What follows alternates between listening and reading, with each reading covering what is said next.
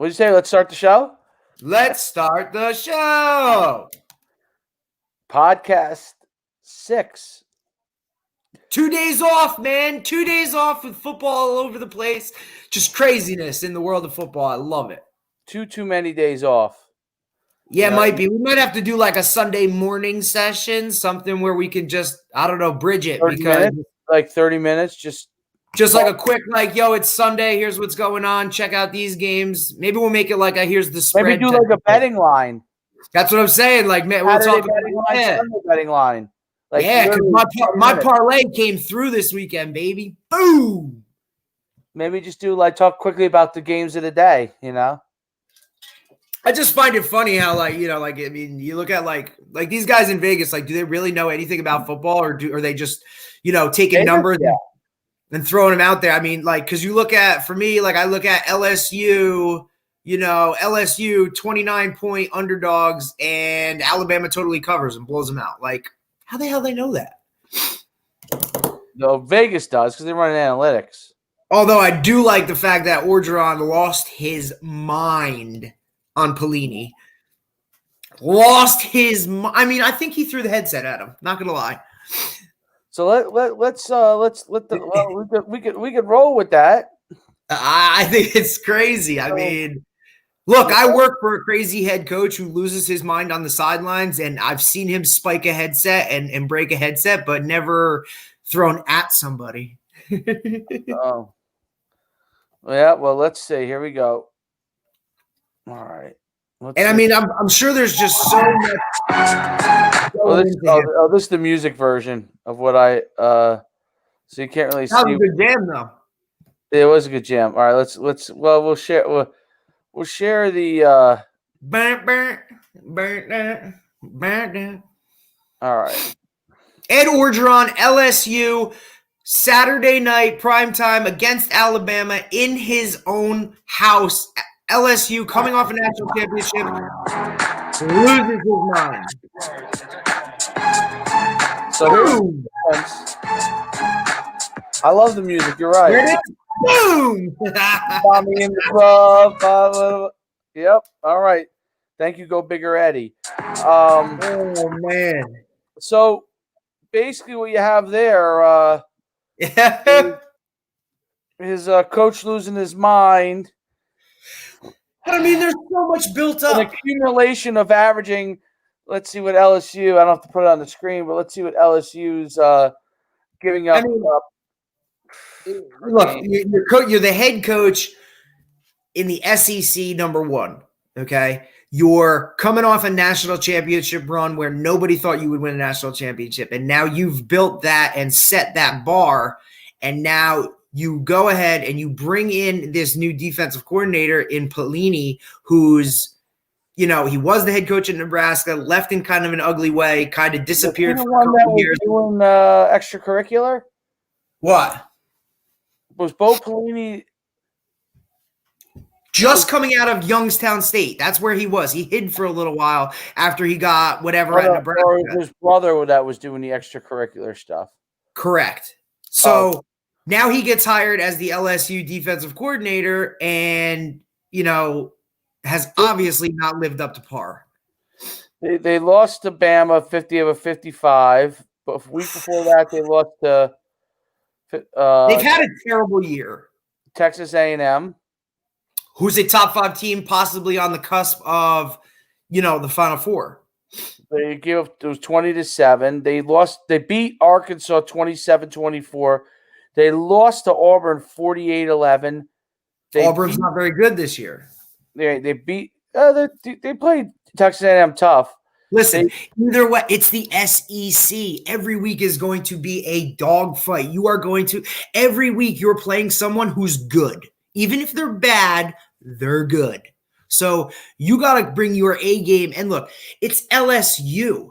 You know what I mean? The bar is set high. And I don't understand how you're just getting, you're just getting blown out by these teams. You got to have a lot of guys. They lost a lot of guys from national championship game. A lot of guys I think, declared. A few guys declared.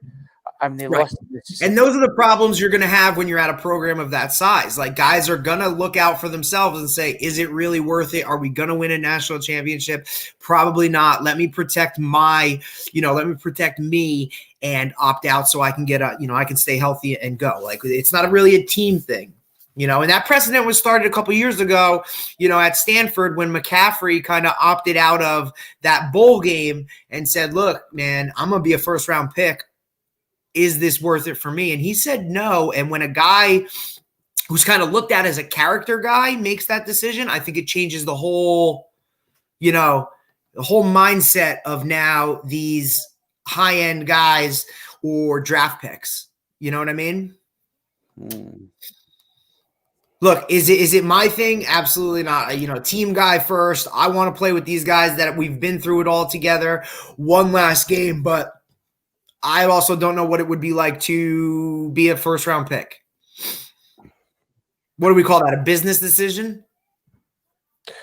Yeah, I guess that's a business decision. Well, they're in a situation. Well, LSU's in a bad situation. Bo Pelini will be fired. Some of the fans. Is that your hot take? What's that? Call that a hot take. That's a hot take. He will be fired. Coach Schuman said Bo Pelini will be fired by the end of the year. Do they let him finish out the year? I think that he will finish out the year, but I think Ed Orgeron's under tremendous pressure, which is why he lost it there. He's under tremendous pressure because everyone wants him to get rid of Bo Pelini now. Everyone does. Like they had David Aranda as the defense coordinator last year, and now he's the head coach at Baylor. Right. They were dominant on defense. They're now terrible on defense. And like you said, they lost a lot of guys to the NFL. So, it is kind of a younger group or up and coming, and you got to coach it up like that. But you have to know the strengths of your team. I just don't know if Bo Pelini is the type of guy where players sell out for. And when you're not very good or you're up and coming and you're learning, you gotta, those intangibles, those, whatever, those have to come to the forefront because, hey, my coach is trying to get me where I need to be. I need to work harder for him. And I don't know if he's that type of guy. Now, am I going to do that for Ed Orgeron? Absolutely. You know what I mean? I'm going to sell out for that guy. But my defensive coordinator, I don't know if I'm buying into what he's doing. And that's always a problem. All it takes is that one guy in that locker room to say something, and now it spreads like wildfire, and now you got 11 guys on defense who don't believe in the calls that are coming in, and I'm not going to give full effort because I'm questioning it. All right, well, lead into that. Let's go to the Jets because I brought up the Jets, on the theme here. Listen, I watched the game. It's funny because I told you. I said, no. I said, what are you talking about? The Jets won. You're like, no, they didn't. You turned it off too soon, brother. I thought the game was over. I don't know what happened. I had to go look this up because when I left the game, it was basically over. They were getting the ball. They stopped them on fourth down. They got the ball back. They had 1st and 10, and they went 3 and out. Raiders got the ball, and before you know it, he's banging his head on the goalpost, and the Jets are losing. I know. I feel bad for people having to watch me. I look like I'm in a space capsule. So I don't. But anyway, so let's show this. This is last play of the game. So set the scene here. Set the scene. The Jets stopped them on the 2-yard line. Right. They didn't get a first down, I'm guessing. They got the ball back. They got the ball back, 3 and out. So now the Raiders get the ball on, I guess it's a -40, somewhere around there. They catch a pass, they go up, they spike it, and this is what they're left with right now. You got 3rd and 10 from where's the ball? On the 45, 40, 46 yard line, and you got 13 seconds to go, no timeouts. So I guess you said to me they're playing man, which I guess as I looked at it and read more, I guess they are in man. Look, it gives a quarter shell here. Right. He's given a too high look. Okay. Right. And you see But now they're lined up like they're playing quarters. correct. So you got now the guy at the top of the screen, okay, for the Raiders. Okay, he runs a 4.2. He's one of the fastest guys in the NFL, if not the fastest guy in the NFL, against a rookie corner for the Jets standing on the 40-yard line, top of the screen. Okay. And so if you're in man, okay, that corner's got this guy. So the Jets decide. This safety has Hunter Renfrow in the slot from Clemson right here, right? You would think that that guy that you have this thing on now, right there, that backer, is obviously responsible for this. Here? You said there's 13 seconds left. So, no timeout. So they're worried about him getting a 20-yard gain and then having a closer shot to the end zone. Right, because obviously they're down by 4. A field goal does nothing. They need a touchdown to win. Right, but the defensive coordinator in this case, I'm guessing Greg Williams, who is now bye-bye. Yeah, right. So Greg Williams, by the way, was fired, but they were obviously the way they played it was almost as if they were thinking, well, they're going to try and throw one short pass and then get another shot at the end zone. But that's not what indeed happened here. Now, the play before, that was an incompletion on second down, I believe. He overthrew the receiver who was behind the entire defense. Let's watch it. Here we go. All right. So that the two linebackers are blitzing. This guy doesn't play. All right. Jets coming. They're literally 4 guys on 4 guys, man to man. Oh, my goodness gracious. Carr put some air under it. Wide open. Oh, my goodness gracious. Good night. Bang. He got him on that move. Now, the move, right, it's a stutter, right? So he hits he just hits the stutter and the corner bite. Well, the problem is he hits him with a post stutter. Boom, boom, there it is. Look, if I'm in the position as a coach in this situation, he's screwed. Look, even if that's the call, right? I know they need a touchdown to win this game. I am bailing at the snap to the goal line. Nothing is getting behind me, and I'm sure as hell not falling for a stutter and go, right? I'm not falling for some type of double move, because if he catches it in front of me, okay, rally to the football, make the tackle, live to play another down, right? If that's what's called for here. But as the corner, why are you biting, man? I understand he's a rookie, but you got to know what's going on. This guy in front of me runs a 4.2. He can fly.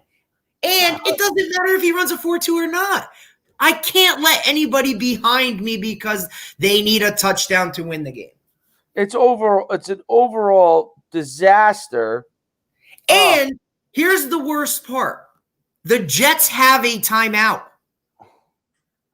If there was confusion or you needed to really solidify what's going on, call a friggin' timeout and get your guys on the same page. But the interview that Adam Gase, the head coach, did today, he said, and quote, I was distracted during that play. If I wasn't, I would have called a timeout to make sure we were on the same page. Bro, time to go. You need to be fired.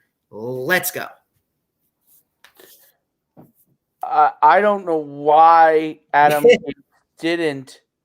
Right, and I see this is Nate Hill, who played for me back in when I was at Appel Park, who wrote, and people are chiming in. Yeah, and we understand, guys. The Jets suck. They do. They're not very good. They're not very good. But at the same time, like Adam Gase, who's definitely going to be fired at the end of the year. If he's not fired at the end of the year, he must have Johnson. He must have some guy outside his window with a camera following him around that has something on him. because Adam, Some TMZ shit. it doesn't even matter whether he's a good batter or in between coach. What the performances is I don't know. But anyway, here's the thing. I will argue he should have, and I don't know why he didn't. When he saw how his defensive backs were aligned, okay, he should have just called a timeout and said, "Greg, I don't think that's the right move." Like, dude, I don't care. Look, Greg Williams, care what you do, and you know what? I bet you he would have dropped them off. Greg Williams is known for being aggressive, and he defended his play call. Obviously, he said, that's what I do. Look, I understand what you do, but at the same time, you have to sometimes put yourself and what you do aside for the team itself. That was not the right call. Look, I can defend why he called it and be in a position to say I would have called the same thing, but as my head coach, you're going to get on the headset or come over to me and say, hell no, that's not what we're doing here. We need to do something different. And that's where I think being a head coach in Adam Gase, being so involved in the offense, and like he said, he was distracted. Bro, what are you distracted for? Your offense is going back on the field. What? Wait, what? You know what? I like this. I like this. I don't know who Jamestown 190 is, but he posted the greatest check. Yeah, because didn't he have the job twice and never coached a game? The greatest Jets coach ever. Jamestown 190. Well, who was the coach of Joe Namath? I don't know. I mean, look, you had Rex Ryan, who took them to the AFC Championship twice with friggin' Mark Sanchez. Now, did they have a phenomenal defense? Absolutely. Todd Bowles comes in, he kind of runs with that a little bit, defense first. Now he's down in Tampa, doing a great job with that defense. They've gone defensive coaches pretty much from the time I've been alive till now. Even when they had Pete Carroll and Bill Belichick. Those guys are defensive-minded guys. Eric Mangini, defensive guy. You know what I mean? Like, what are you doing? Now you bring in Adam Gase, who's Adam Gase is Mr. QB whisperer with Peyton Manning, and he's done nothing as a head coach in his two stops. Chicago, now here, and what I heard somebody say, which was great, was when you get fired as a head coach and then you get a job right away, it's almost like you didn't do anything wrong in that previous job. So you continue to do what you do, even if it's not working. I don't know. You got a job right away. You don't even have time to take a step back and evaluate yourself and say, look, why didn't what I did here work? Because you're jumping right into something else. I mean, come on, man. I don't know if that's the case. And why do I have an echo? I don't know why I have an echo here. I don't know. You look like you're hanging out, though. That chair looks comfy. Yeah. For some reason, I have an echo. But anyway, this guy wrote Rich Kotite's available. Oh, God. Who's that? Bank. Oh, thank you. Thank you. Weeb Eubank, Web Eubank. I thought it was Weeb Eubank, but maybe it was Web Eubank. Was the head coach of Joe Namath when they won the Super Bowl. So, and what was that, 1969? He would have to be the greatest. And then who was a coach when Richard Todd? I don't even know who that is. You don't know who Richard Todd was? I told you I'm not good with the history of the stuff. You want to talk about, whatever. Right. You know college, I don't know. College, anything before 1996, I probably don't know. Anything about the Joe Namath. I know all that stuff because I've seen whatever, and Joe Namath is like a name. You know what I'm saying? But I don't know any of the others. Like, there's a blank period until, what college Joe Namath went to? Alabama. Yes. So did Richard Todd. Okay. So there you go. There's your history there. But I just wanted to more of the story. That's who it was. Walt Michaels was a pretty good coach to sum it all up, the Jets may be the worst run sports organization in the country besides the Knicks. Okay. So they always do something crazy. It's just never, they never get over that hump. And let's just say, like, since I've been alive and aware of the Jets, that play yesterday to lose that game was the most Jets play possible. They've had a few. You got the butt fumble. You got all this crazy stuff. You know what I mean? Like, look. What year were you born? 86. Oh, okay. So you weren't around at all during the Jets I remember were Kenny O'Brien. The Jets I started knowing were Keyshawn Johnson and Wayne Corbett. Vinny Testaverde at quarterback, Curtis Martin in the backfield.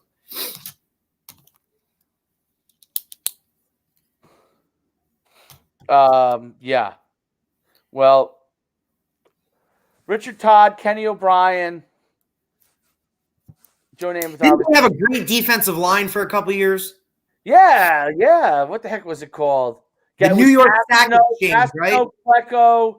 Gastineau, Klecko, and wasn't it the New York Sack Exchange? The Sack Exchange. It was Gastineau, Klecko. Oh, it's on the tip of my tongue. The other guy.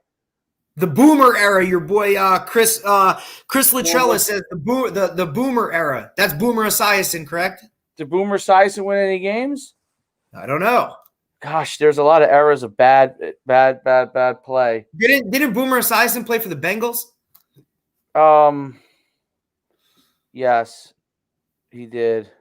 Listen, the first real Jets moment I remember is Marino taking the Dolphins down the fake spike and then bam, hit him in the end zone. I was at that game.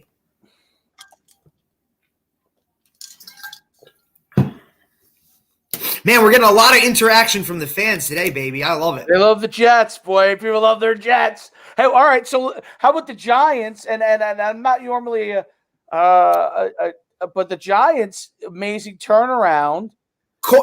Losing. How about this? Losing 5-0 at halftime. 5-0. What is this? Baseball? Well, they won. That's the most important thing. They won the game, and Alfred Morris scored his first touchdown since 2018. And here's the thing: you go into Seattle, like you got to travel to the West Coast, all that stuff. Even if the 12th man and fans aren't around, you're going to Seattle. You're making that trip. You're playing against a team, probably Russell Wilson, in my eyes, top 3 quarterback in the league. You know. Makes plays. You're playing against a defense that's improving and getting better. You have El Presidente, right? The safety, Adams, who's phenomenal, probably the best safety in the league. I think he has something like 7 or 8 sacks. And then you have Wagner in the middle, and you're going in there with a backup quarterback in Colt McCoy, and your best player is out for the year with a torn ACL. So for them to go in there and win that game, that's huge. Now, can they sustain it and continue to play? Because, look, they're getting in the playoffs. They're winning that division at whatever record they have. They're going to get a home playoff game. But if you get them in the playoffs, are you scared to go in there and play them? I don't know. They reel off another. If they go into Arizona this week or they play Arizona this week, I'm not sure if it's home or away, and pull out a win. Now, I'm not saying Arizona's anything, whatever, but, you know, that's another positive win. And they have your Cowboys the last week of the season. My Cowboys play tomorrow, I think. God help us. They're so bad.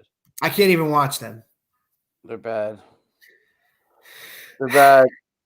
Oh, Chris hyping up. Oh, here we go. Everybody's going to talk about Jabril. He was a PC guy. He's a PC Everybody guy. loves Jabril. Jabril this, Jabril that. Oh, Jabril's the man. Jabril's the man. Jabril is a freak show of an athlete. I get it.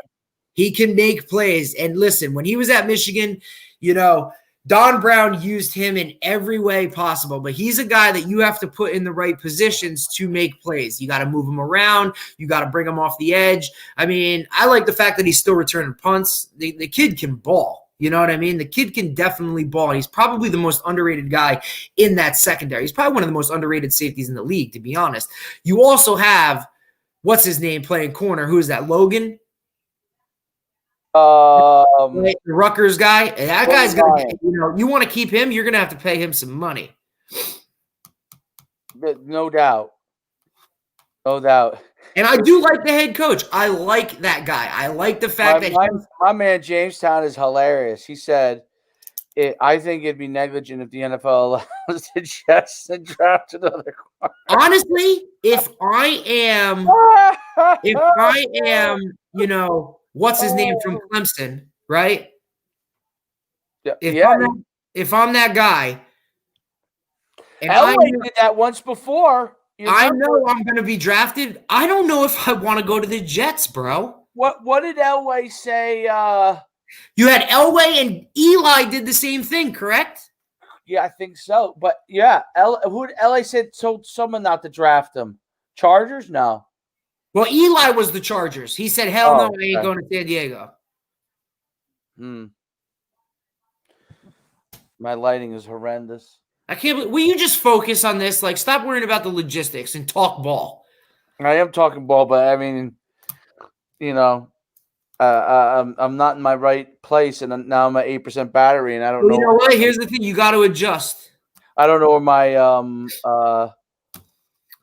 charger. And on Monday, when we got the most to talk about, you're having logistical issues. I can't take this. I don't know where my charger is. I can't find a charger for this laptop. Well, focus on your 8% you got left. You got to put it all in for this next 8%. Like, let's go. Bring it home.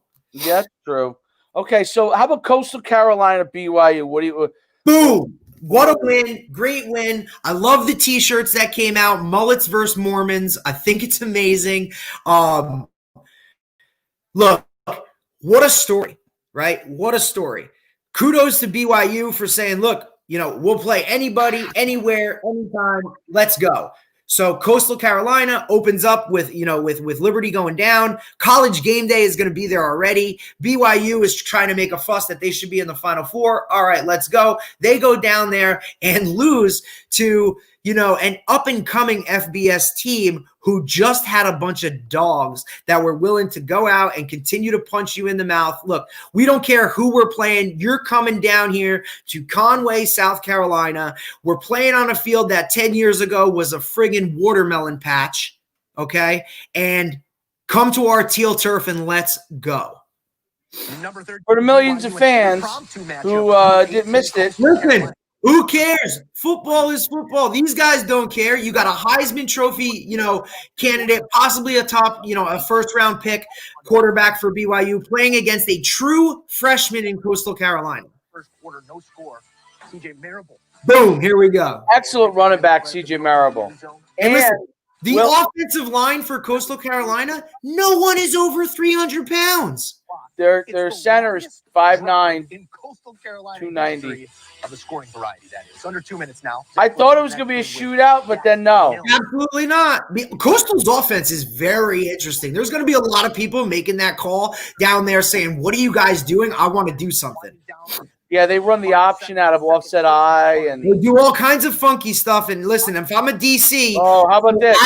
I have to now – look at this is my favorite play right here. Boom! Hang on, wait a second. Coastal Carolina defenders. Boom! That's like WWE. Listen, I don't care. Oh, we got a little scrum. You got some fire. I don't care who you are. If you're a Heisman Trophy candidate, look, we just picked it off. And look, I will be very honest. In college, our defensive linemen were taught if we pick off the football and we give that money call, look, you four defensive linemen, go find the quarterback and block his ass. I love their running back. Down 5 on their own 9. 35 seconds remaining. Wilson completes a key throw here to Gunnar Romney. That's a great catch. Look, talk about going up and getting it. And this is in the final seconds of the game. From the 32, Wilson finds and the game is unbelievable how it ends. Absolutely. It brought me back to classic. It brought me back to can you name the team that in the Super Bowl lost on that same exact play? Rams and Titans, man. Eddie George. Correct. Eddie George, Steve McNair, rest in peace. You had the greatest show on turf with Kurt Warner, Marshall Faulk, Isaac Bruce, Torrey Holt, Ricky Prohl. I mean, Dude, that was a Super Bowl, and I was a Titans fan at the time because I loved Eddie George, number 27, freaking big running back, Ohio State. Steve McNair was a baller. You had Yancey Thigpen, and I think Derek Mason were the receivers. I mean, you had some dudes in there. Oh, my God, you're on the move. Where are you going? I got to find a charger, man. What are you getting, a snack? Good. You're going to get a snack.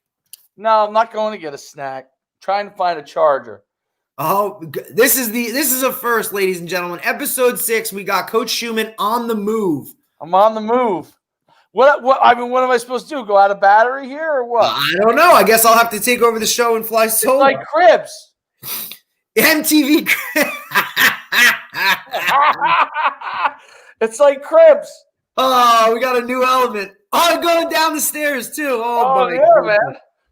You got Cribs going on. Listen, I love the interaction we got though from these guys. Like, so, Chris, Jamestown 190. I love the fact like you guys are, bringing a different element to the show. And like we said, this is episode 6. We're just trying to do something, come out, talk football, give you some opinions and our viewpoints, and just like I said, just kind of talk it out and see what's going on. It's just like any sports show, any of these guys talking on ESPN radio.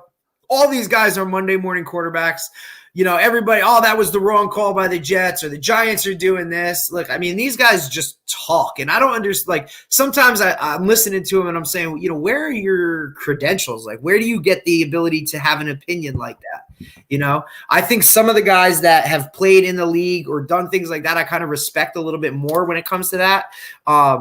And what they're saying, rather than just some guy who went to film school or went to, be a reporter.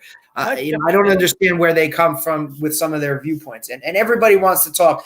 Do you know how hard it is to be, and we talked about it before, to be a coach, the difficult, all the things that go along with being a coach at those high levels. Yeah, they get paid a lot of money, but for what they're doing, I don't think people really understand. Like, some of these people go to the office or they sit at home on their computer and they're getting paid to do a job, and that's it.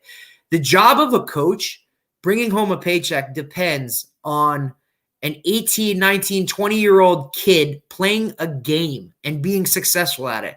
So you're talking about controlling a kid in order to play at the highest level, in order to keep your job and put food on the table for your family.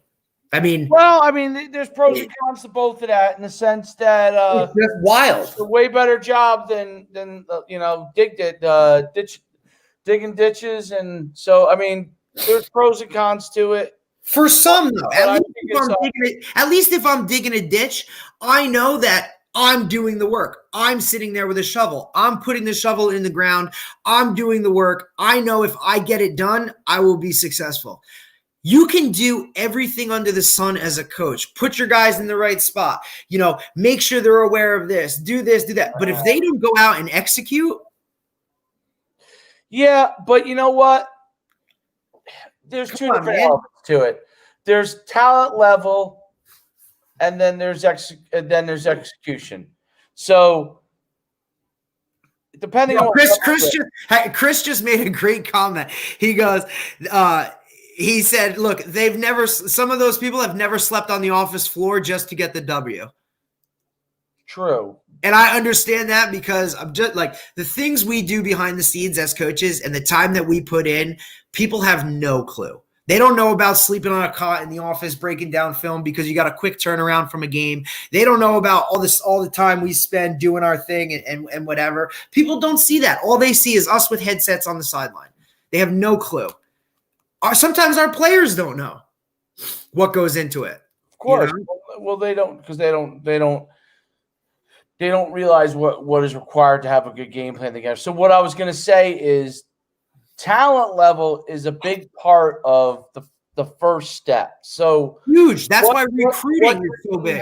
Talent-wise, then the level of what you put into it and get out of them is the second thing. So if teams are of the same level or close to the same level, and everybody's doing everything they're supposed to do, then your decision making and all that stuff comes into play.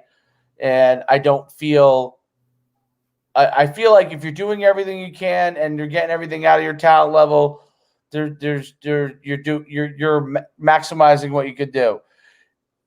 If the talent level is not good and you don't do anything to advance it, you're a bad coach. If you maximize whatever your talent level is, even if it's a low talent level, you're doing a great job as a coach.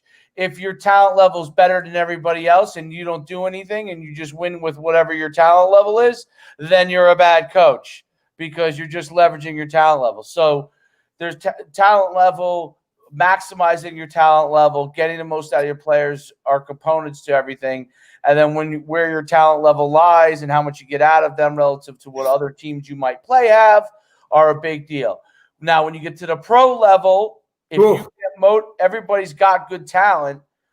There are teams with more talent, but everybody's pretty close. So there is some part to how you're maximizing it. The college level, depending on your team, you could go recruit on that talent level. So you got a good responsibility. High school, depending on where you are, you get. I think high school is probably much more of a overtime look at a program. How you look at it over time. High school, I think you need to have time in order to build your culture and put in place the things and the way you do things. I think the higher the level, the faster you're expected to turn things around. Absolutely. I look like a prime example is I look at Rutgers, they get a big win to start off the year. Like, here's the thing with Coach Schiano coming in here. And obviously, I'm a big advocate of Coach Schiano. I love the way he does things, handle things. And obviously, for me, I'm a hometown boy. I want Rutgers to win. I want them to be good because I think, in our state, I think we need that. Okay.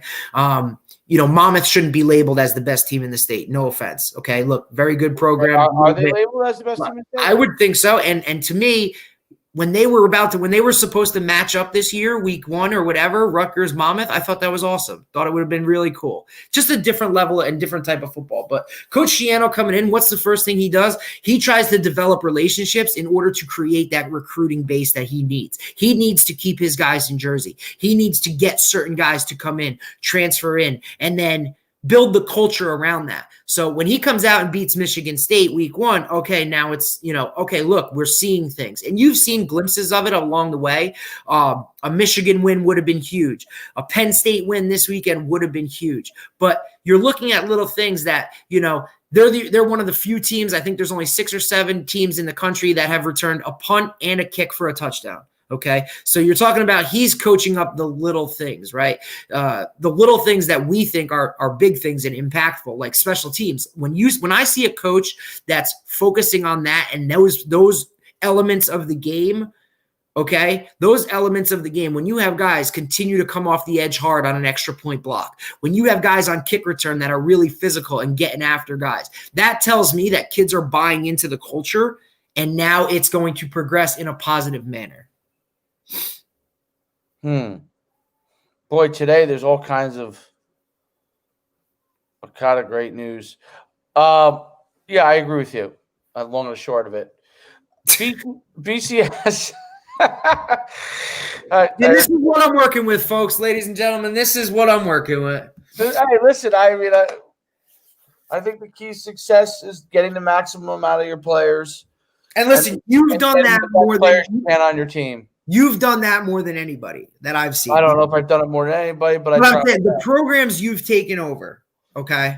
The programs you've taken over, they don't have a history of winning, okay? So when you came in, you had to establish a culture and then win with what you had in those places. And whether it's conducive to your record or a scoreboard, those kids and those programs, when you left, were better off. And I'm not patting you on the ass here and blowing you up. But look, you've taken those struggling programs and you've improved them before you've left everywhere you've been. And to me, that's the staple of a good coach. Thank you.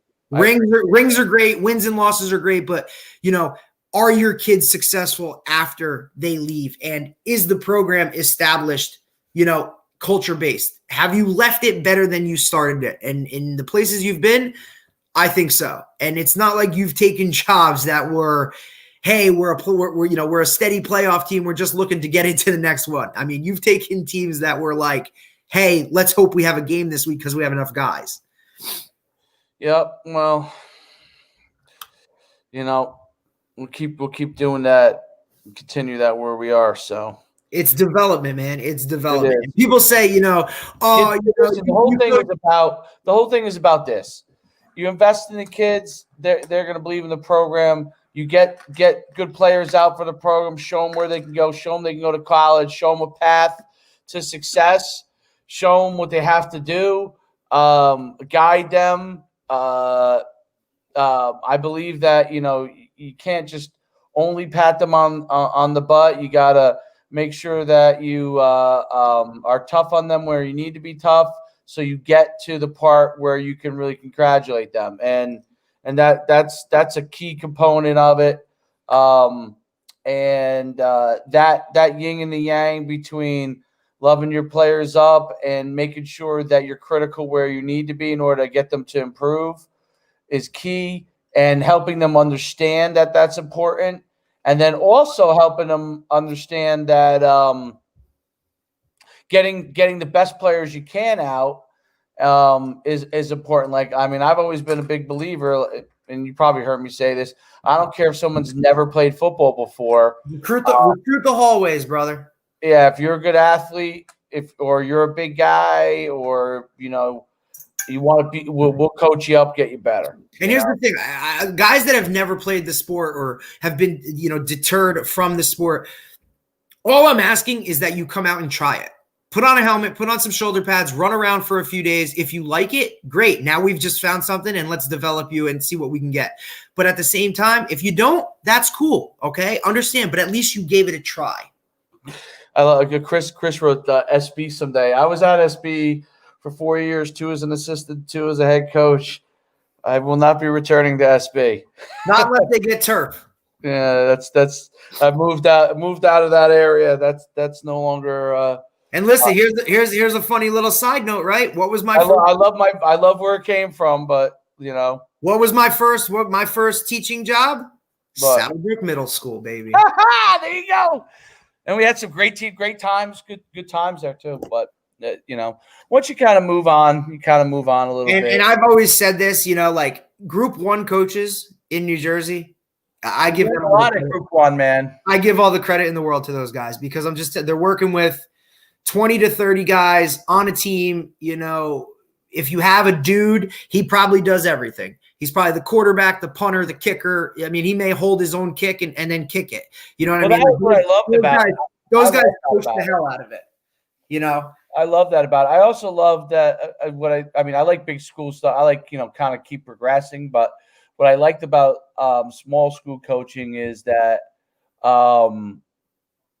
there's not like, you get to know all your players pretty well. Right. You know their players, the families, because you've seen them progress and come through. Like, there's a different connection when you have less guys, obviously. You have more of a one-on-one connection. When you have a big team, look, is it difficult to get to everybody? Absolutely. But, you know it. One of my philosophies is that, look, I need to interact with every kid every single day, even if it's a fist pound, hey, what's up? I try and know everybody's name and interact with them every way, shape, and form, during like every single day, whether it's practice, weight room. If I see them walking in the halls, hey, what's up? What's going on?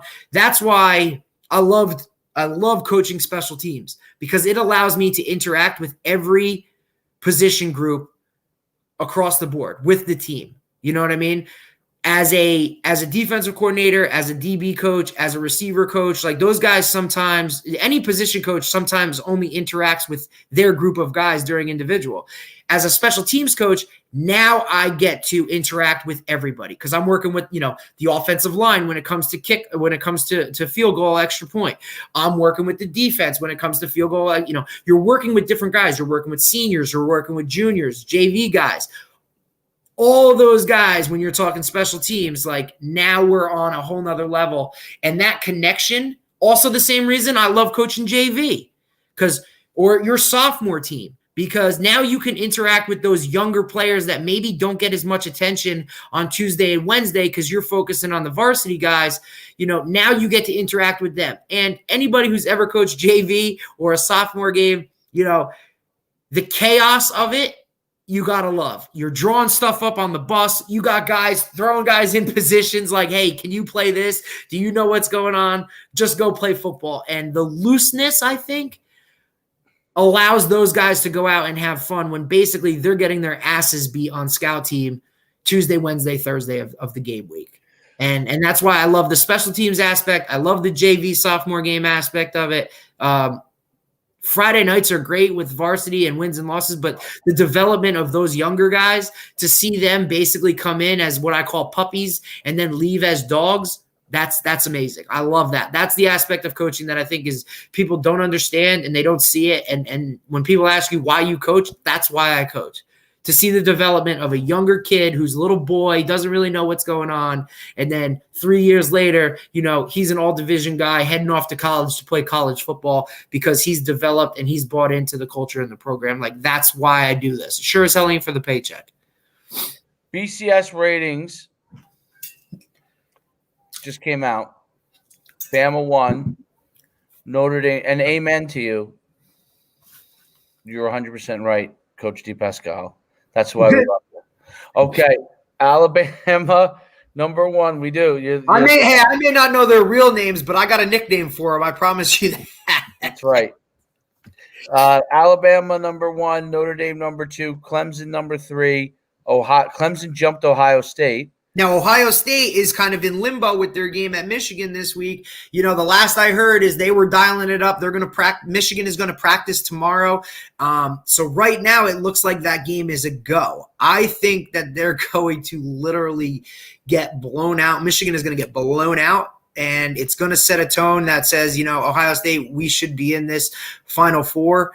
Why don't they have 8 teams?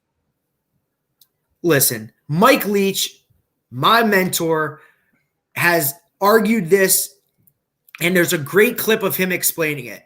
He's talking about how every single other level of football has a tournament.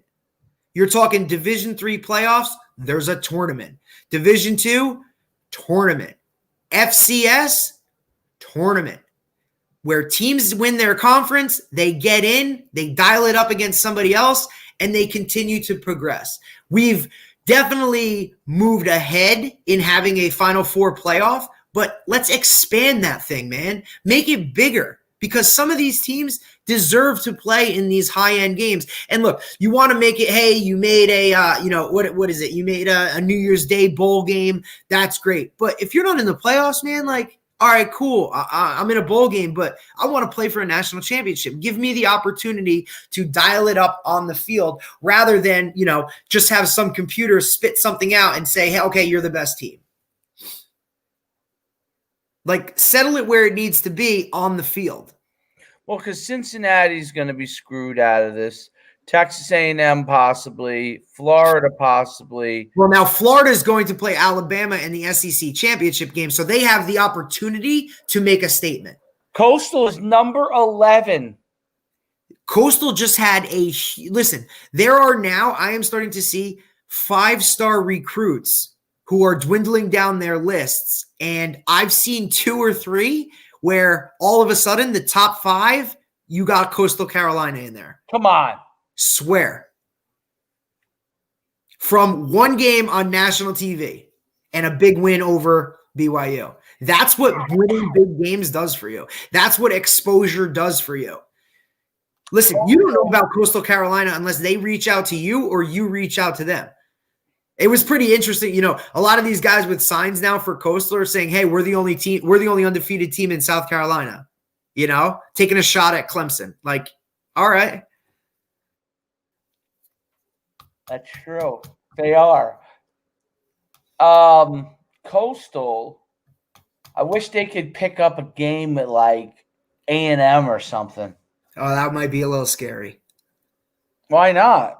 Listen, why not play anybody anywhere? But I'm saying I don't know if they're there yet. Yeah, they beat BYU, but listen, the West Coast is very different than you're talking SEC, man. You're talking West Coast, you're talking offense, you're talking spread, you're chucking around, blah, blah, blah. SEC, bro, is about defensive play. I don't care what anybody says. down there, the difference that separates the SEC is the athleticism of the defensive linemen. Those guys are freak shows. Your boy Chris Latrella says, what do you think about setting up the crazy North-South Central games week 0? The big boys go out of state, so instead of that, let the Publix create some buzz in Jersey. Yeah, we talked about that last week. We've been talking about this for weeks. That would be amazing. Listen, the big boys want to travel. Check our podcast Friday. Woo! We hit on that, Chris. Yes. We're all for that. We think that's how it should be. We are both all for that. We are both. And what about West Jersey? Bring them in. They're trying to get a little bigger and do that type of stuff. Yeah, let's go. Come on. Camden, Woodrow Wilson. You got. Let's go. Let's go to Rutgers. Let's go to Rutgers and let's play 3 days of high school football, week 0, where teams that normally wouldn't play are going to battle it out. You know what I'm saying? Like, bring down a Wayne Hills, bring down a Ramapo, bring down some of those big boys up north who think they can play. Let's go. Like, dial it up. Bring Chimeras or Chimeras? How do you say it? Bring a Woodrow, bring an Ocean. Like, look, bring an Ocean City. These guys that are kind of making statements down here. Cherokee, let's go. Come on, let's go play and battle it up like we did this year. Now, like Chris said, the big boys are going to go out of state. So Bosco's going to go play somebody in Ohio. Bergen's going to go play somebody in Florida. And I've been a part of that. That's amazing. That's awesome for those guys to do for the national stuff. That's great. I love that, right? Because I've been in that aspect. It's a great, it's a great atmosphere. It's really good, but that's for them. Okay. So now look, here's my thing. If you can't get an out-of-state game, like you got a Pope John. I think we do it across the board, all groups, just like Chris is talking about. Find games, North versus South, Central versus West, all the way across, match them up. I mean, the buzz that you would have for the state would be through the roof. And I think it would be a great way to kick off the season with that energy, especially coming out of this season where it was just absolute craziness. So let's do something to, let's go. Like, you know what I'm saying? Like, bring back the excitement. Listen, Coach Shiano's doing a great job. Let's go to Rutgers, have a weekend where we'll use our home state Division I program as a base for this, and let's go. Everybody from every section of this state, let's dial it up against, and I don't care. Group 1, Group 2, Group 3, Group 4, let's go. Everybody come in, find a team. I think coaches would love to do it. I think the week 0 aspect would be great. I think we should start the season earlier anyway and go one more game, but that's a topic for a whole nother day with bowl games and things like that. I think we should go one more game. I'm partial because I watched Florida play 15 games to win it down there. They make it work.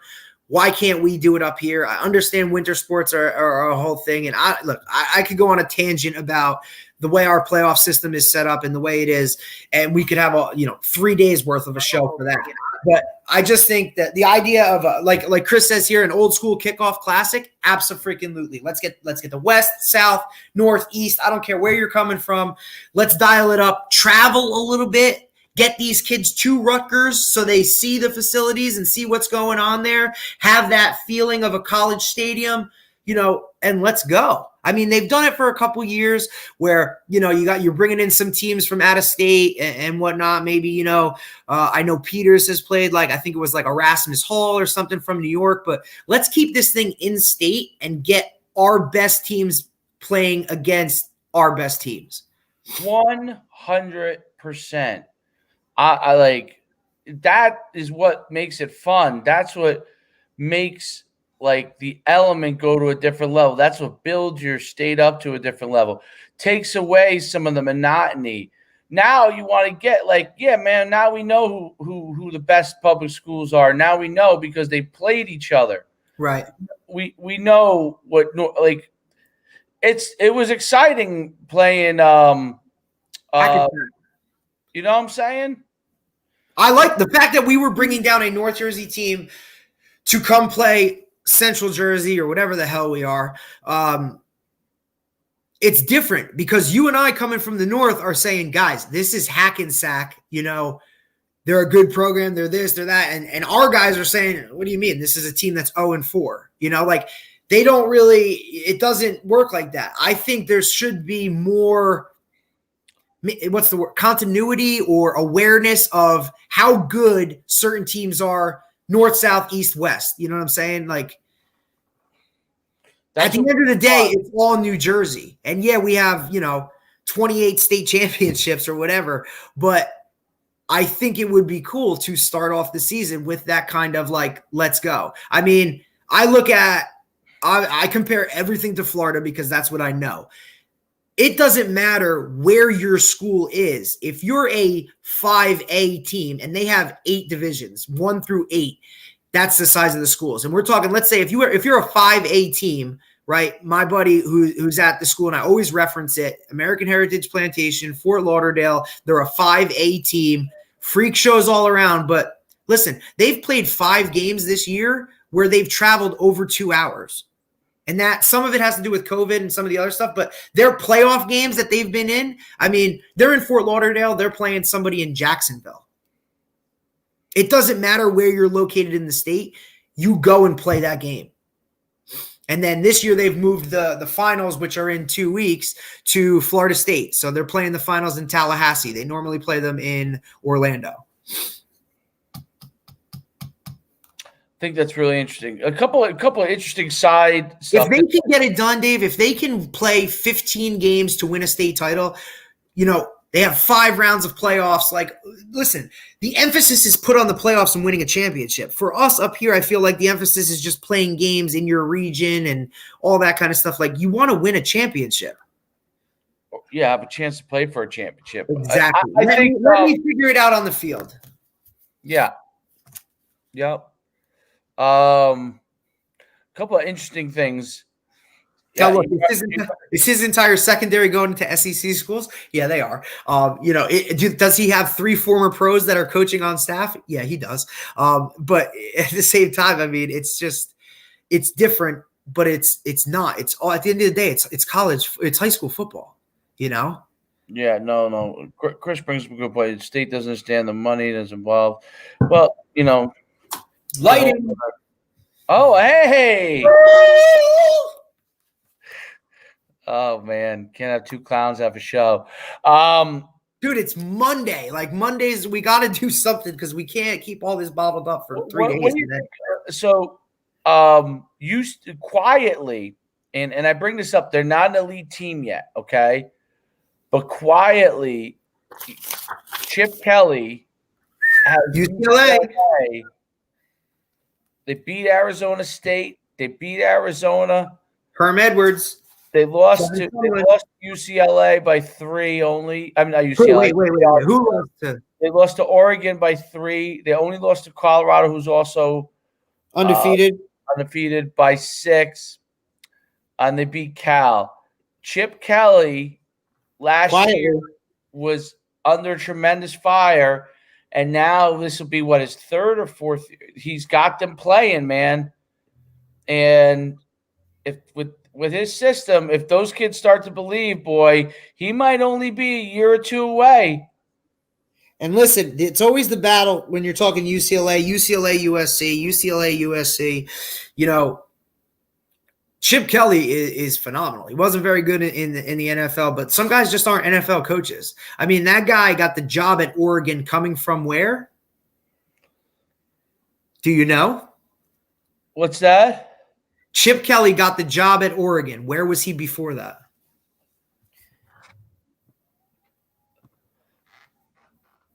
Before Oregon? New Hampshire? New Hampshire. University of New Hampshire. University. Turn out your light. Chris told you to turn out your light. He doesn't want to see you in the light anymore. What do you mean? I think he's just teasing you. I'm sorry, bro. We ain't working with first class facilities. It's only episode 6. It's episode 6. We're not there yet. We're not like the this isn't ESPN radio. I don't have a studio yet. We're not like Barstool Sports yet, or Dave Portnoy. What a dude. He crazy, bro. He's hilarious. Love his pizza podcast, by the way. What's that? I think it's funny. It's immature, a little bit immature, but he has a bunch of podcasts, obviously from Barstool. But he does one with Deion Sanders. Yes, that's the ones where they pick. They pick games, right? and then he has another one's called BFFs with these like TikTok these guys who are TikTok stars. Oh man, it is funny. And they're he's an interesting character, bro. He's my age, okay? And he's on with these guys that are like 2021 that are like TikTok famous.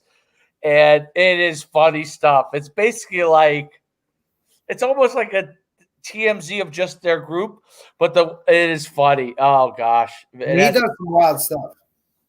Laughing. Hilarious. Can you guys do midnight to 8 instead, please? Oh, the fan. They want us to go to the fan. Hey man, we can talk for 8 hours straight. That's I was listening this morning and went the ESPN radio show with I think Chris Canty, Chris Canty and what the hell is it? See, obviously I'm going to blank on it, but the show that ESPN has from 9 to I believe 11, it's only a 2-hour show. Chris Canty, they have the DiPietro, the goalie. Listen, those guys are moving to the morning spot where it used to be Greeny and Golick because those guys are gone. Yeah. They fired Trey Wingo. So those guys are moving from 5 a.m. to 8 a.m. spot. And then obviously I love in the afternoon the Michael K show. I told you that. That's what I listen to. And, but I don't know. These guys, it's great to get on the radio and take calls and just talk sports all day. I mean, I don't really you can't get much better than that. Yeah. Well, did you see the thing with Stephen A. Smith today? He's always in something, that guy. So, you know how ESPN's laid off a bunch of people. So many people.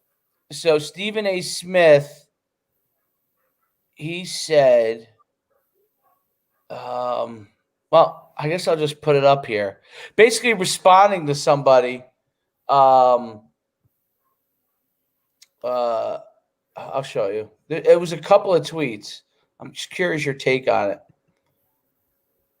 Stephen A. Smith is a very, very opinionated guy. I think he knows what he's talking about, but I mean, when he brings it, he brings it. Like, I don't think you want to get on his bad side.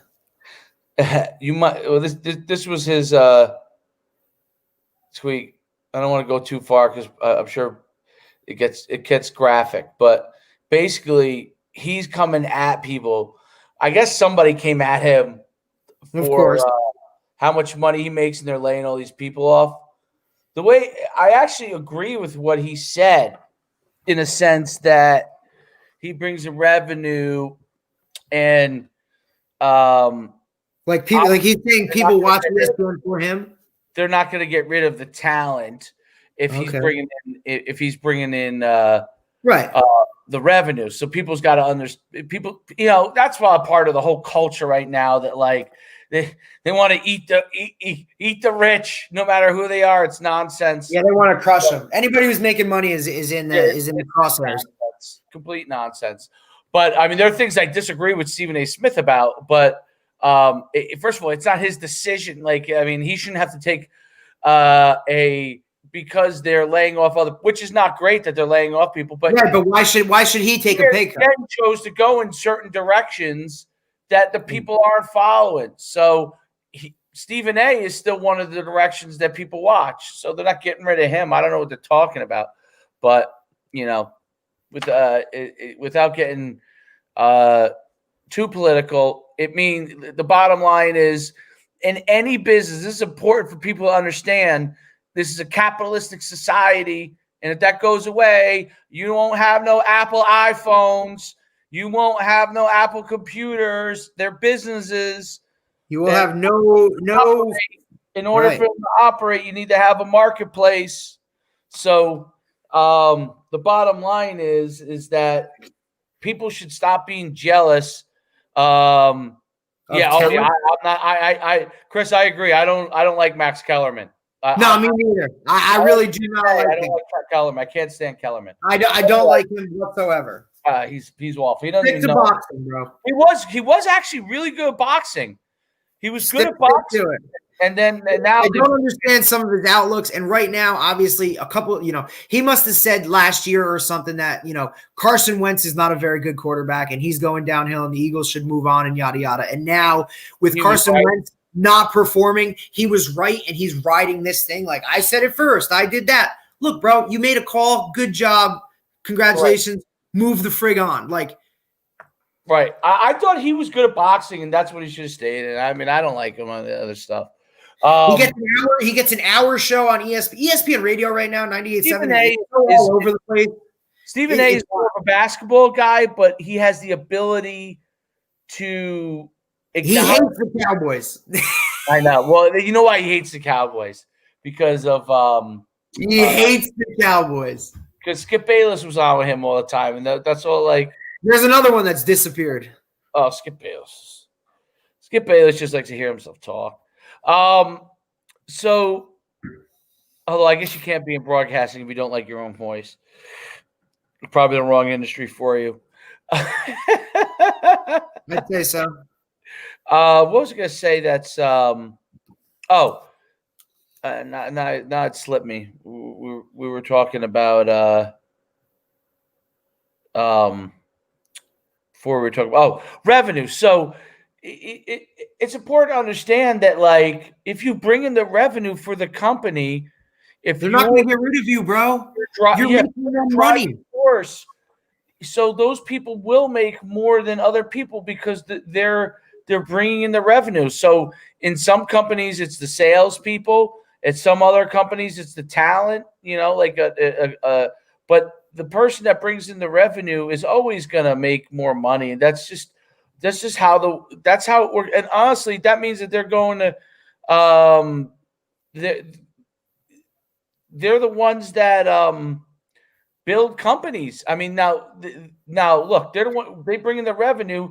Obviously, you need people who work in order to be able to build up the product. But the person who sells, it's just just because of the revenue. That's every role is important, but when it comes to cuts, there are some that are more important than others.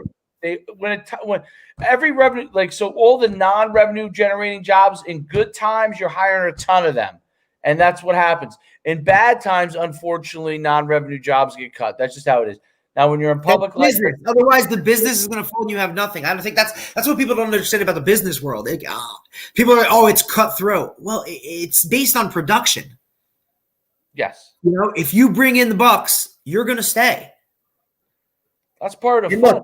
Is it a world where we would love for everybody to be able to have a job and do this and do that? But unfortunately, at the end of the day, like you said, it's about revenue. It's about money. And if you bring it in, I'm fortunate that's how it should be. How do you have an Apple phone? How do you have your big 70-inch screen TV? If someone ain't making money from it, if someone isn't designing the product, the inventor of the product, you don't have that product. Like, I'm sorry, but I've been in business for a long time, and people always say, "Oh, I'll go do that. I'll go do that. It's so easy."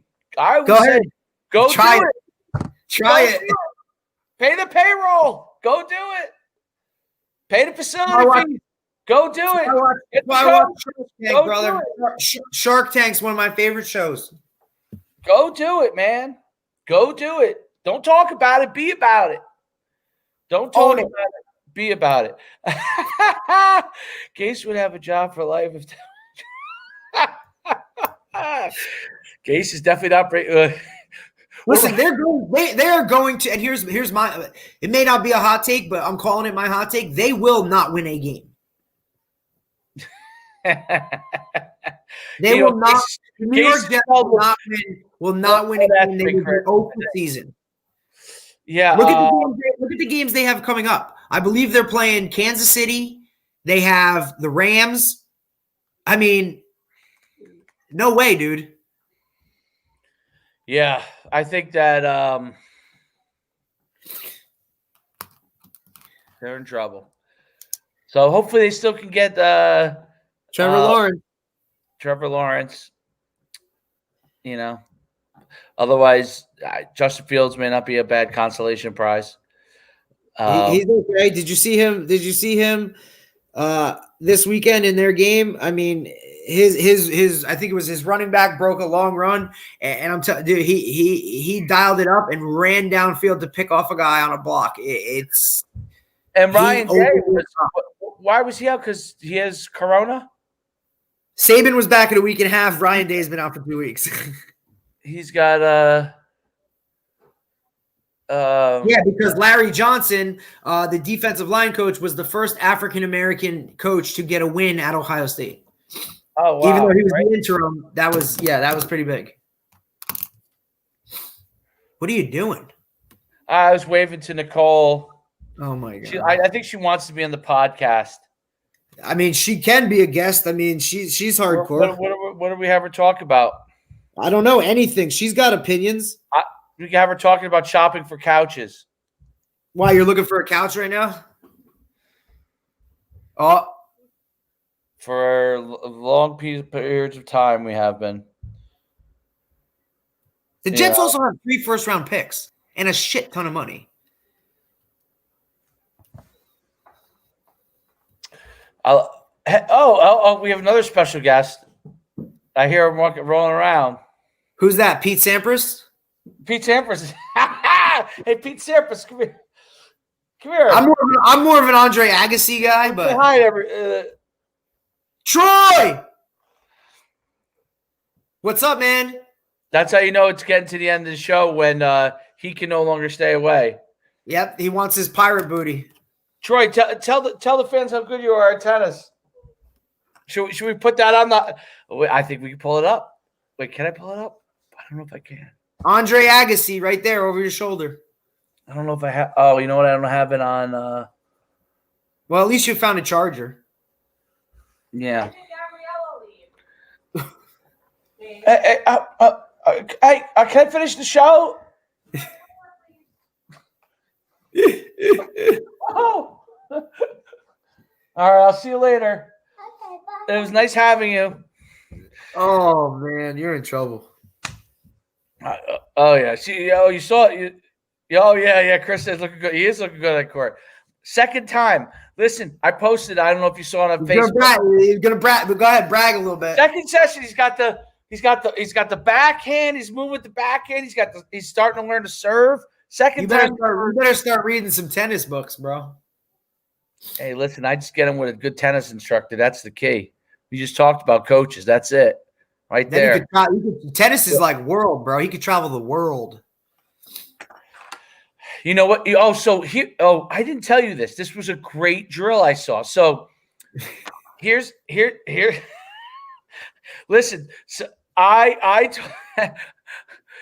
this is what we do. This is what we do. Conversation me and Derek had earlier today where I said, when I watched my son play tennis, okay, this is only his second time going, picks things up pretty quick for a 5-year-old. But what I loved about it is just like we structure our practice, try to go as fast as we can. We're always trying to figure out how to improve. I watch these tennis coaches run these are 3 to 6-year-olds, okay, 3 to 6-year-olds. And these guys get them moving. They're hitting the ball right away. Like there's no standing around. They're getting reps. They're serving. They're hitting backhands. They go through the different teaching sessions, but they're always moving. By the end of the tennis lesson, they're volleying. It's incredible. Okay. And what are they? Hour long sessions? 1 hour, and they're teaching on the fly. I mean, it's pretty amazing. But what I thought was what I wanted to say about the coaching aspect of it that was so cool.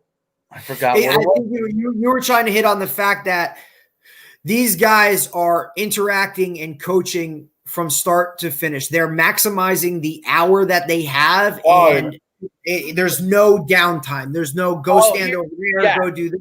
No, it's a constant interaction, a constant moving, action, doing something, utilizing that hour, to its maximum. And this is what I said to you. I said, they didn't waste so much time on getting everything 100% right, but getting reps and just let's do it. Let's go. Let's just do subtle changes. Right. Right. But here's what. So you'll love this. So you'll love it. So I want to explain this because you'll love this as a coach. So the specific in the teaching the serve, okay, the first thing she does, the first thing she taught, there's the guy teaches like the strokes, and the woman she teaches like the spiking, the serve, all these different other things. So on the serve, the first thing she did was have them. First thing she had them do was throw the ball over the net, stand the proper way that you would stand for a serve, and then step and throw the ball over the net. Okay, so it was so cool how he's throwing the ball, right? He can throw a ball anyway, but he's throwing the ball. It's kind of the same motion.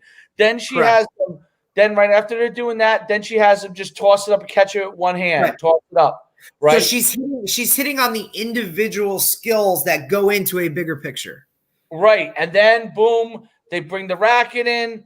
Now they're bringing it all together. Then she corrects it. It was like, well, what's amazing, like you said, she's maximizing the hour-long session that they have, but they're breaking it down in a way where we're doing something. Every aspect of these drills that we're doing are for a bigger picture. So I'm going to teach the little things, and then these little things will all come together at the end to be successful and get our serve. It's the same way you would teach, DBs or receivers. Like, I'm going to start with a stance, and then I'm going to go into, body posture, and then, a release, or, where your hands should be. Like, there's a progression and a method to everything, and you have to teach that on the fly to maximize the time you have.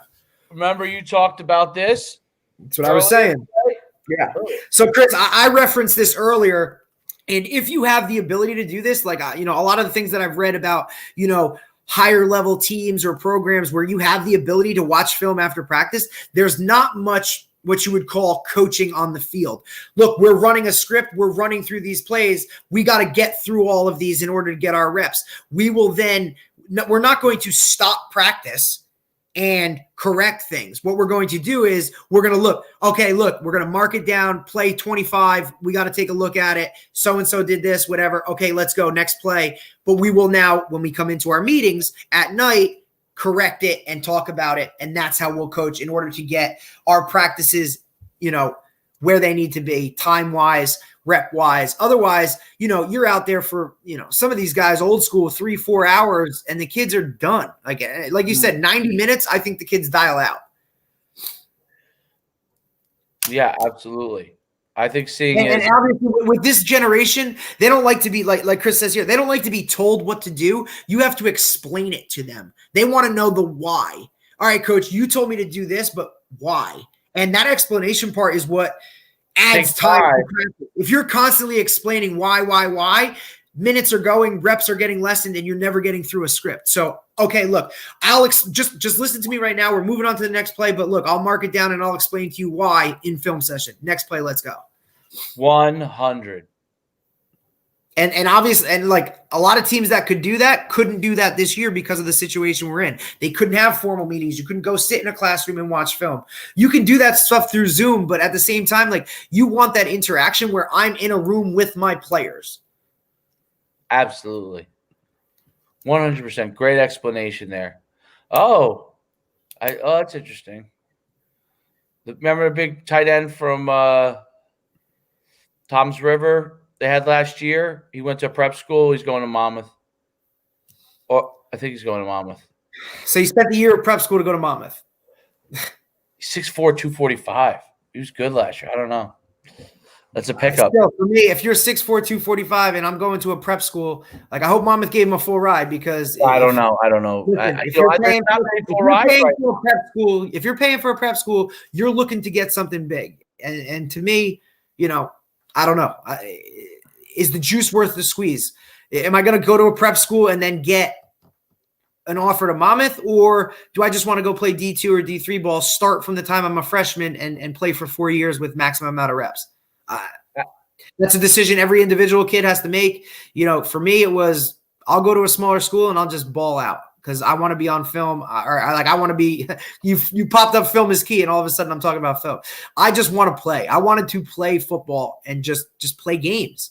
And the more opportunities I had to play as a younger guy is kind of what attracted me. I didn't want to be sitting on a sideline. I didn't want to, wait for 3 years to play 1 year, just be a scout team guy. I wanted to go somewhere where I felt like people cared.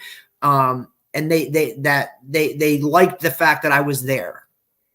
You want to be loved up a little bit. I'm not trying to go somewhere and, all right, you can come, but there's guys in front of you. I want a guy to be like, look, you can be this, and I'm going to coach you this hard, but you have to put your point, do your part.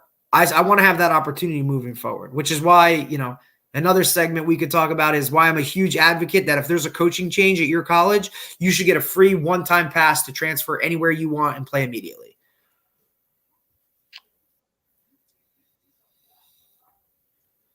Well, they do. Don't they have that?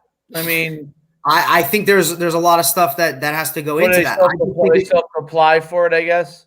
Right. I think that, look, if I was recruited by Chris Ash and now all of a sudden I'm in a program and Greg Schiano comes in and is now my head coach, well, he's going to run a different system. He's going to do different things. Maybe I'm not one of his guys. So I should be allowed to transfer with no hoops, nothing. Just let me go and play somewhere where I'm wanted because, look, maybe I don't fit into his system. And this is a life decision. That's why you make – and we tell our guys all the time, right? When you're going to go to a school, don't go to a school because of football or a coach. Go to school because you like the school. Because that stuff happens, and now what do? Well, that should weigh into your – be a heavily weigh into decision if that's a place you want to be. 100%. So – you got to like where you are, man. It's for as much time as you put into the football program and love the football program that's there, if you're going to Syracuse because you just want to play at a Division I level, but you hate the snow, you're in the wrong place, bro. That's a good point. Yeah, I mean, very good point. Very, very, very good point. I try to think if there's anything else that we missed today. I hope we have enough stuff, I'll tell you that. But, moving forward, Tuesday is always an interesting day. We got 2 football games on tonight. Who's playing tonight? The Washington Football Club with Alex Smith dialing it up against the Steelers coming off of a Wednesday night game. People think this is the one that the Steelers are going down. Not against Washington, they're not. I don't know, Alex Smith's got some magic, but here, before we get off, I got one trivia for you. There are 2, 4, 6, 8. There are 9 undefeated teams in Division I football. 9. Okay. Can you name at least 4 of them? Oh, easily I can name 4. All right, well then let's see. Okay, Mr. Confident, let's go. Ohio State. Ohio State is 1. Yes. Notre Dame. Notre Dame is 2. Alabama. Alabama is 3. Coastal. Coastal is 4. Colorado. Colorado is another one. USC. USC is another one. If you're cheating, this is not fair. I'm not cheating. I'm not cheating. There's no cheating. 6. You got 6. You got 3 more. See my hands. You can see my hands. I haven't touched them. These last 3, 1 you should get. The other 2, tough.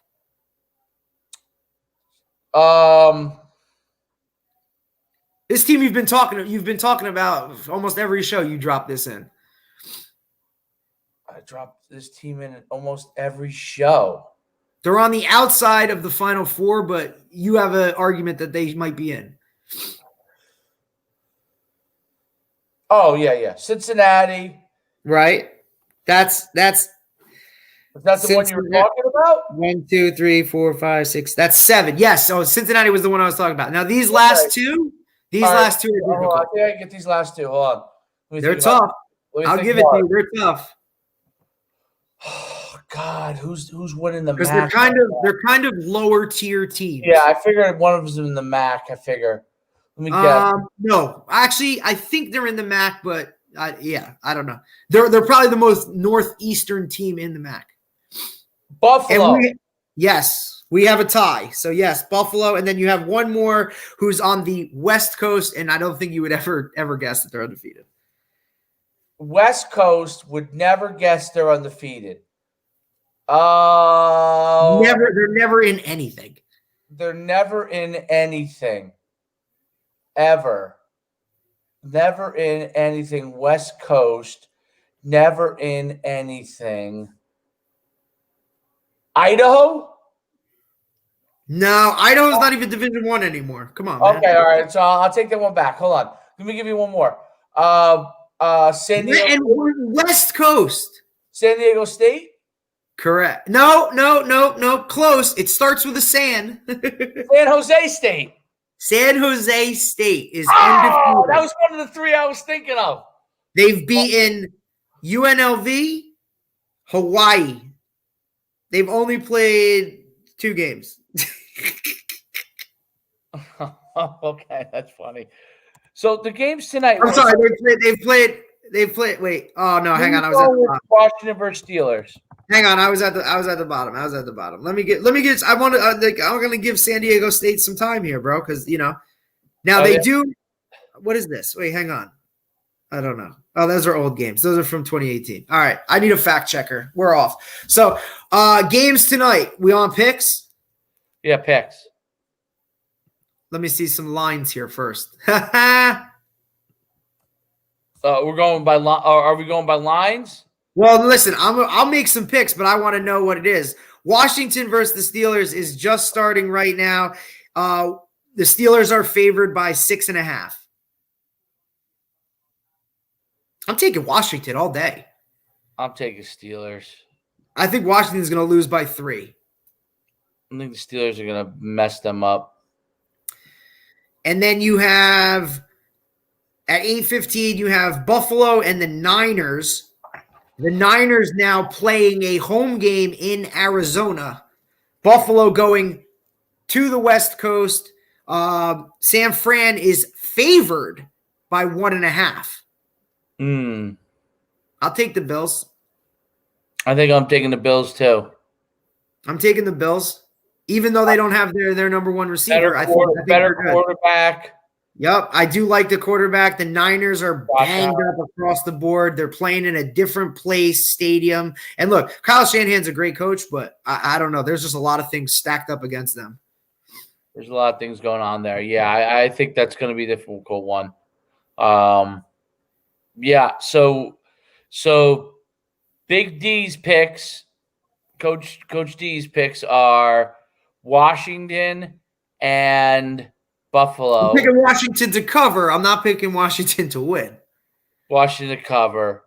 Okay, so straight up, you're picking the same as me. Buffalo and Steelers to cover. I'm still taking Steelers and Buffalo. You're going with Washington to cover. There's your picks. I love 2 games on Monday night. I think they should do this all the time. Yeah, I thought I don't know. I thought Rutgers played tough, but the physicality of Penn State was too much in that game. And I'm going to give Penn State. They're just not there yet. They're going to get there. They're just not there yet. I think this too. And after I listened to James Franklin talk in the post conference, the press conference, they had a lot of early on, like issues and with COVID and all this kind of stuff, and getting adjusted.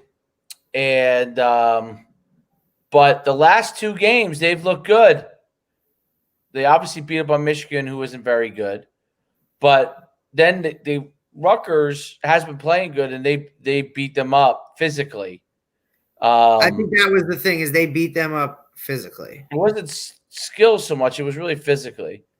Correct. And so that I wasn't like. Remember, I picked Rutgers last week, and I was sure Rutgers, but I was thinking of Penn State early on, who got their butt whipped by a few teams. I was thinking that it was kind of Michigan isn't very good and Penn State just beat them. But what it looks like is Penn State's getting better. And right, they're improving, of course, and that's the sign of a good team. And look, they've been in that place before. You know what I mean? Like I just think, as it is, I think they're in a good spot. Yep. And I think because of it is definitely a battle for recruits, right? Rutgers and Penn State, New Jersey recruits. Absolutely. You don't want guys leaving or going over the Penn border. State, who's probably dominated that aspect for the last few years, definitely tried to ratchet it up a little bit because they want to make sure that they right. They want to make a statement, man. in Jersey where Schiano's gonna freeze them out. Correct. If he keeps, which is what he definitely has to do, and he's gonna do. But that's why they probably, that was even bigger emphasis for them to try and win that game, because absolutely, I think if they lost to Rutgers in that game, I think Schiano would no doubt end up with like a top 25 class. I think he's gonna get there, bro. He may get there anyway. I was just say he may get there anyway, but that would have locked it, because I think you might have got a couple of those guys that maybe were leaning there to come back. But I think he's going to get there anyway. I mean, the progress they've shown already early on.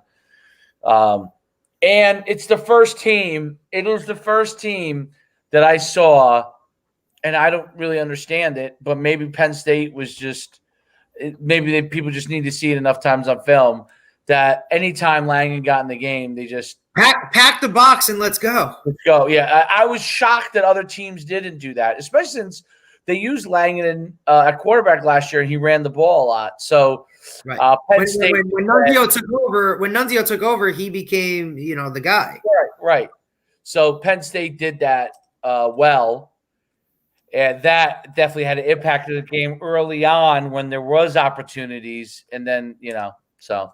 But obviously they still played hard. They almost came back even there. And then but Penn State just had a little bit too much. All right. Well, I mean, I think that's a pretty darn good show, my friend. Number 6 in the books. Number 6. I mean, we're at the pace that we're doing – we're Joe Rogan style, man. We're gonna be in the thousands before we know it. It's wild. All right. Well, we'll see y'all next time. All right, Coach.